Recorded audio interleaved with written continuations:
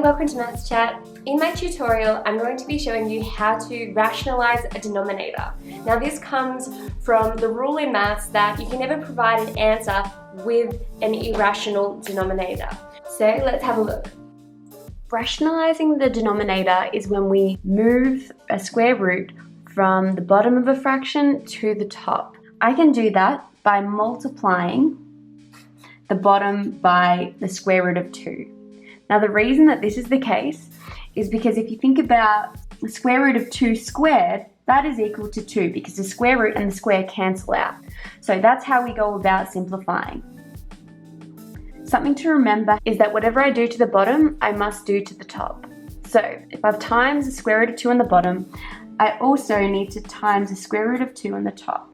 This leaves me with square root of 2 over 2, and that is my simplified answer. With this second example, I'm going to follow the same process where I rationalize the denominator by multiplying the irrational number by itself. So times by a square root of 2, and I'm going to multiply the whole top also by the square root of 2. Now that leaves me with the square root of 2 multiplied by the entire top, all over 2 because those two have cancelled out.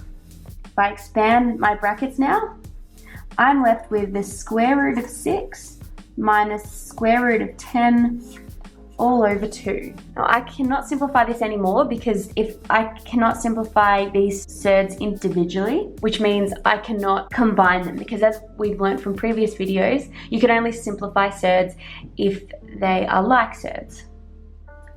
The final example is a little bit trickier.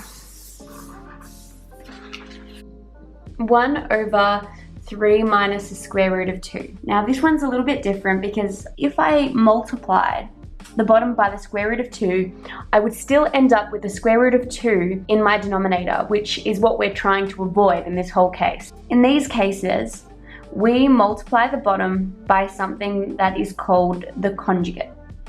Now the conjugate is when we change the sign in the middle of the two terms. So for example, the conjugate of x squared minus 3 is x squared plus 3. And you're going to see why this works in a second. With this example, the conjugate of 3 minus root 2 is 3 plus root 2, where I only change that middle operation. Now I also need to multiply the top by that, because whatever I do to the bottom, I do to the top. And so I'm left with 3 plus root 2 over 3 minus root 2, 3 plus root 2. Now if we think about what this looks like, hopefully it jumps out to you. This is the factorized form of difference of two squares. So recall from previous topics, a squared minus b squared is equal to a plus b, a minus b. This means that I've set up my denominator to be in this form. So let's continue on.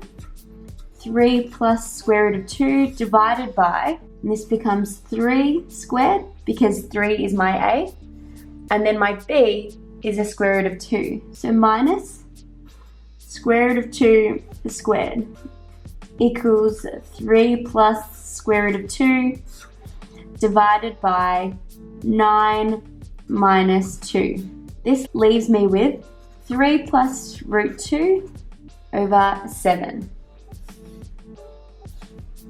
And that is how you rationalize the denominator when it's got two terms.